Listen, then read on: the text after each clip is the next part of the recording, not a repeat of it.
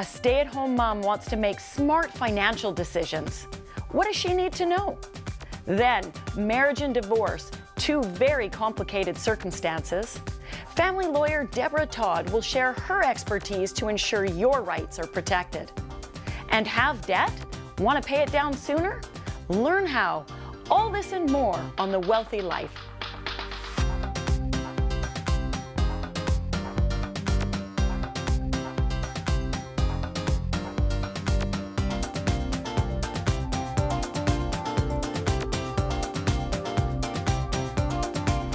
Do you think it is important for people getting married to have a marriage contract? Not really, because if you're marrying the right person, you shouldn't need it. Yeah, so everything gets split evenly if they break up, you know. Well, we don't have one, so I don't think it's critical, but in some situations it can be important. Not a formal contract, so to speak, but definitely a conversation about expectations and understanding of perspectives. Personally, no, but I respect everybody's choices. Yeah, for myself, no.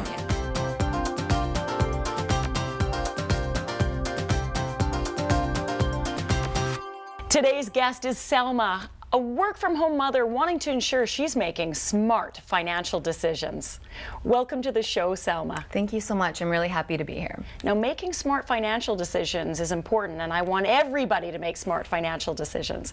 But before we dive into that, tell me a little bit about your background. Well, I was born in Niagara Falls, but grew up in Vancouver with a short stint in very cold Winnipeg for 6 years. Yep. What was happening in Winnipeg? Well, my husband was going to school there, and so we moved there, ended up having my kids there before we moved back to Vancouver. Do you miss the snow? That is the one thing I don't miss. What were you doing for a career in Winnipeg? In Winnipeg, I was actually a producer at Breakfast Television, where I would work super early in the morning, 5:30 a.m., be done by 2 o'clock, and it was great. I loved it. And what are you doing now? Well, I'm doing pretty much the opposite. I don't go into work. I work from home. I'm a work-at-home mom. I'm a blogger, a writer, and I really enjoy it. And are you generating income from that? Is it more a hobby or is it a business? Well, it started off as a hobby. I used to do it on the side while I was working at Breakfast Television. But when I moved back to Vancouver, I decided that I wanted to be at home with my kids and decided to take blogging from a hobby to a career. And now I have started making an income from it. Tell me a little bit about blogging. What really is blogging? I know, it's a term you hear all the time, everywhere. I know everyone's a blogger, right? Basically, blogging, when I started it, it was just a way to kind of connect with other parents, and because being a parent can be kind of lonely sometimes, so it's nice to just connect with others who are going through the same thing as you. But as it progressed, it kind of became a way to reach out to other parents, because we're all experiencing the same things, but this way I could share and maybe help from my experiences. But then how do you turn it into a hobby and just writing and helping others to then making money at it? Right. So basically what I did is I went from writing once a week to maybe writing 3 or 4 times a week. I would write about, crafts with the kids, recipes, parenting things that I went through that other people could relate to. And then what happens from that is sometimes companies and brands come to you and they're like, well, can you write about this, but make it in an authentic way that relates to your life. So basically that's what I would do. It was maybe a product, or it might be an event, or it might be something, but I would relate it to my life if it was something that was authentic to me. And then you would get paid to do that. Exactly. So how did having a family shift your career plans and or your financial situation?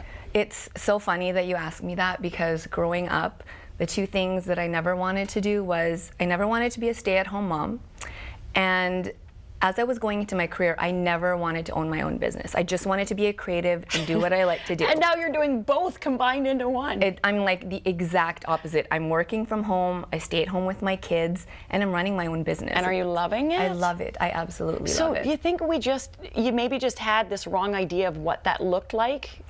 I think what it is that motherhood, it just changes your whole perspective on life.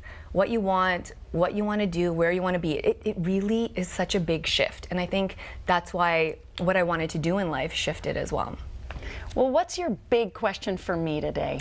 Well, my big question for you today is basically, what can I be doing to make sure that my family is financially secure in the future? It's something I think about a lot. Great. Well, I'm going to help you with that. So don't go away. Learn the 5 steps to taking control of your finances so you can feel secure about your future when we return.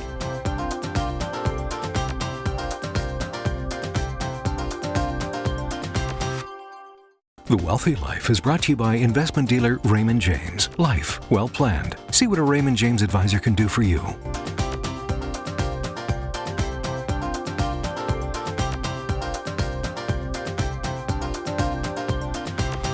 Welcome back. We're here with Selma to learn how to be financially secure for life. Selma, being a work-from-home mother of 2 children, Yeah, that's right too. must keep you busy. It definitely does. What does financial security mean to you? What does that look like? Well, basically, feeling like we're going into the future, and I know that we're not going to be worrying about money. Just basically feeling secure. Yeah, and I get that question a lot, and people, it's very hard to put a specific answer or pinpoint it at the end of the day, because our list of what we want to buy keeps expanding the more money we make. And people just want to know they have a roof over their head and food on the table. But really, that's not enough. They also want those new shoes, and they want to send their kids to dance classes and sporting events and all those things. But you don't ever want to be in a situation where you need money for something critical and you don't have it. Would that be a fair comment? I would definitely agree with that. Yeah. Completely. And so I have a process that really helps people feel on top of their finances. There's 5 steps to controlling your finances. Step number 1 is analyzing your cash flow. So you want to have a look at, write down on paper, how much income do you have coming in? Does your husband have coming in? And then write down all of your expenses. Where's your money going? And if you don't want to write down all your expenses, you can pull up credit card statements. You could log all of your information into a program called mint.com. It's a free app that really helps manage it.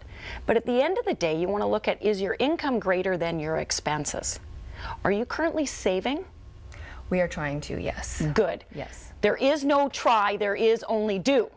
Okay, we are saving. So you need to save. Okay. We'll get to that in a minute. But the first step is you got to make sure that you've got more money coming in than is going out, so that you have a little bit of a buffer that can go into savings. Now, if they don't match, you've got to fix something, you got to change something, and you have full control over that, whether you believe it or not. There's lots of ways to make more money. You could go back to a full-time work. You could look at a business plan and ramp up your own business to generate more income. Your husband may look for a different job, or there's lots of ways to bring in more income. You could cut expenses. Yes. That's never fun, but you could. Okay, so that's step number 1. Step number 2 is you want to analyze your net worth.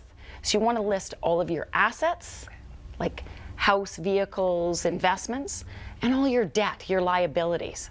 The number should be positive. Okay. It should be positive. Your assets should be more than your liabilities. If not, you've got some work to do. Okay. And over time, that should get bigger and bigger as you pay down debt and build up more equity. Number 3 is set goals. Okay. Have you set some financial goals for yourself? We actually do have a big one. In the future, we rent right now, so we definitely like to own a home. Great. Yeah. So if you were to rent, what would you pay in month approximately for rent? I would say maybe about $3,000. And if you were to buy, how much would a house like that cost? Probably $1 million, maybe a little bit more. So $1 million home is going to cost you about $6,000 a month in payments, which is double what you're paying right now. Right. If you're disciplined enough to save, not try, but do, and put that extra $3,000 a month in investments, you'd need to earn about 6% per year, so that after 25 years, you have the same amount of equity as if you bought the house. So just food for thought. And then the number 4 thing is have a plan. Right. So once you've set some goals, you got to put a plan in place to achieve it. And a big part of that plan is saving. And step 5 is protecting your family. You've got 2 kids and a husband. Protecting your family means that if something happens to you or your husband, the rest of the family is going to be okay. Now, do either you or your husband have life insurance? We do. We do have life insurance. Good. Yes. It's important to review that and make sure it's enough to cover all of the expenses. Disability insurance is also important. If something happened to you and you couldn't work, your husband may be okay financially as a family because he's bringing in more of the income, it sounds right now. But what if he had to stop working to take care of you? That's where disability insurance or critical illness insurance may be important. Okay. So you want to protect the family. Okay. So do you feel after going through all 5 of these steps, if you do, you'll be more in control and confident about your financial future? I do. All those steps make a lot of sense. I think it's just taking the time to sit together, looking at everything you mentioned and actually doing it. So do not try. I will. I will do. I will do. Selma, thanks for coming on the show today. It's been great having you. Thank you so much. And stay tuned. What you need to know before you divorce is up next.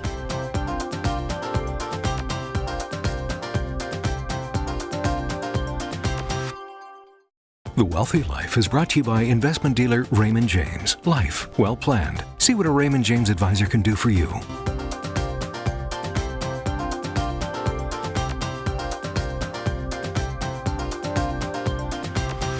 With us today is Deborah Todd, a lawyer who specializes in family law, to share some advice when it comes to marriage and divorce.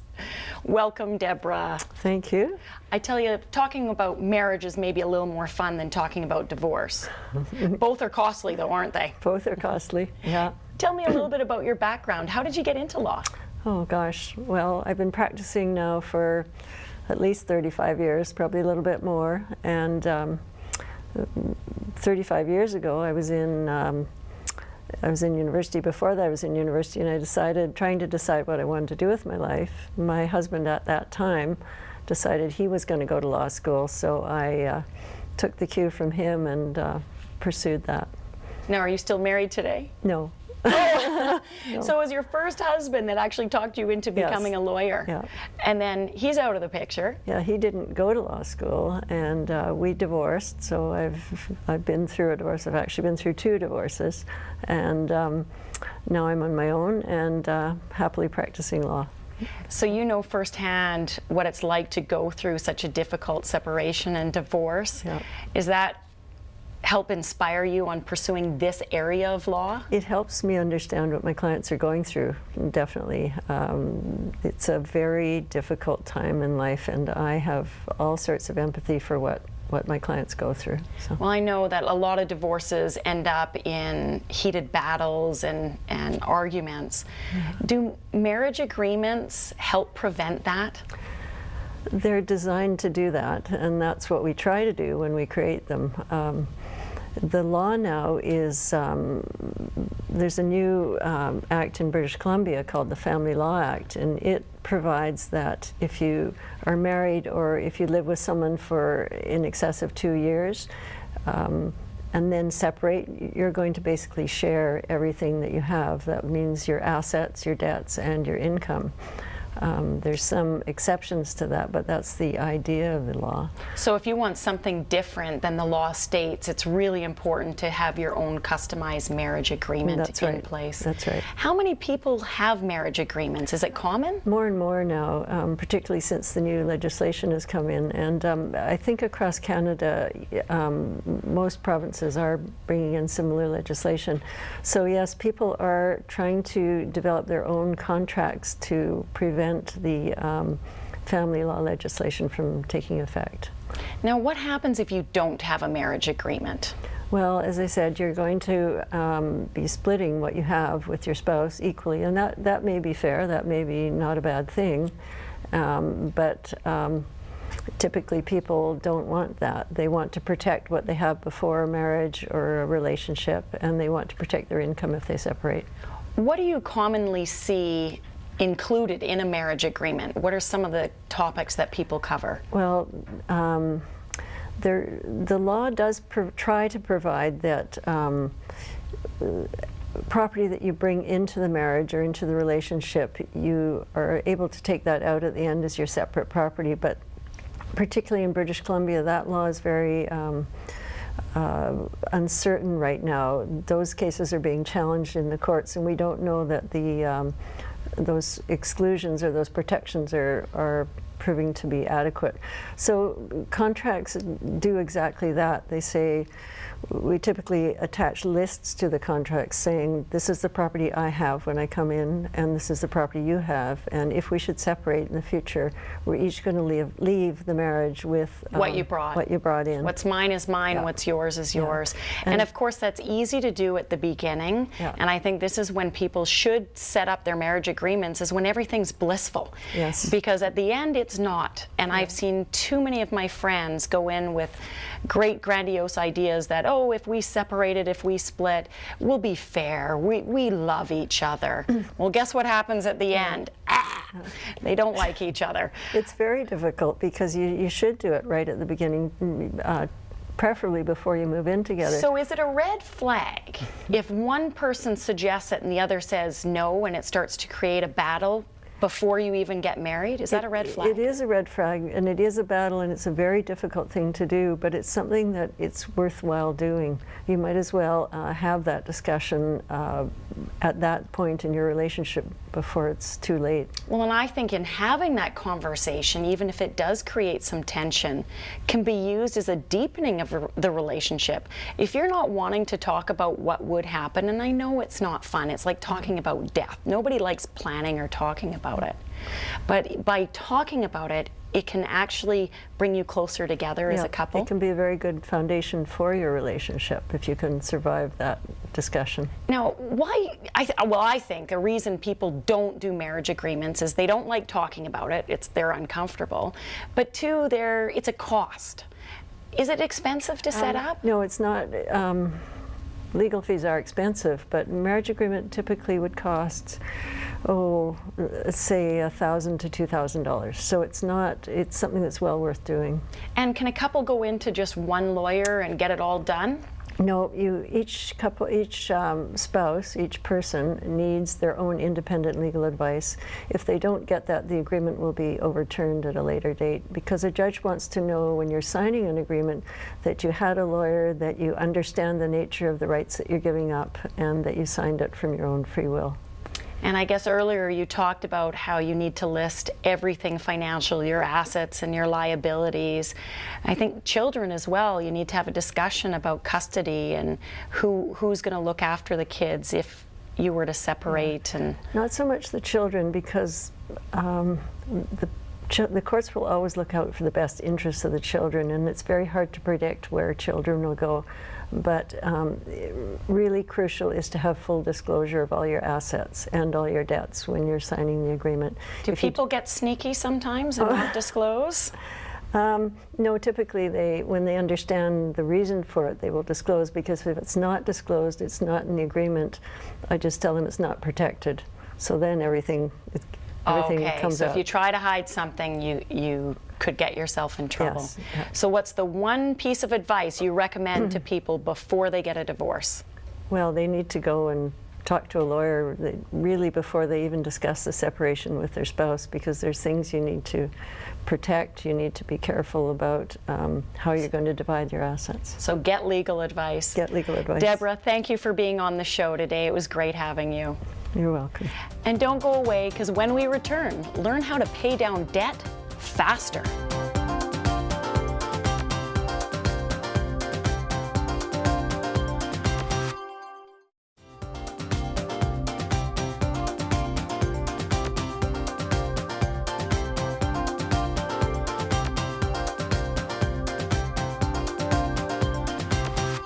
Welcome back. Thanks for your letters, emails, tweets, and messages. Today's question is from Christine in Toronto.